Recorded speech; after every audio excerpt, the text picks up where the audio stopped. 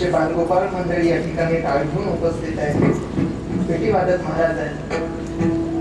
खऱ्या टाळ्या वाजवा त्या संसृष्टी महाराजांसाठी.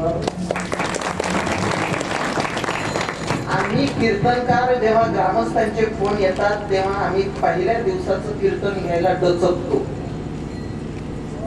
पहिल्या दिवस गावातला कुठला तरी ठेवून द्या, आमच्याकडे 5वा द्या, 6वा द्या, 7वा द्या, काल्याचं कीर्तन द्या. आम्ही असे वास्तविकता सांगतो. पहिल्या दिवसाचं कीर्तन म्हटलं की सप्ताहाला कीर्तन करायला उभं राहायला उशीर, लोक कमी असतात, साऊंड सिस्टीम चांगली लागत नाही, वादक नीट नसतात, गायक चांगले नसतात. पण धन्यवाद देतो दादा तुम्हाला.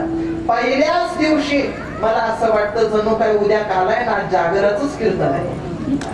एवढं सुंदर नियोजन आपण सगळ्या ग्रामस्थ मंडळींनी केलं. सगळ्या आमच्या माता भगिनी, कारण लाडक्या बहिणींना विसरून चालत नाही, आरक्षण आहे.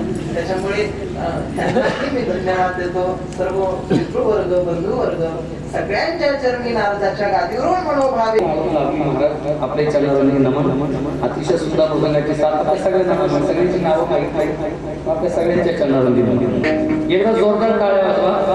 अतिशय सुंदर आवाजाची व्यवस्था, अतिशय सुंदर आवाजाची व्यवस्था, त्यांना विशेष धन्यवाद.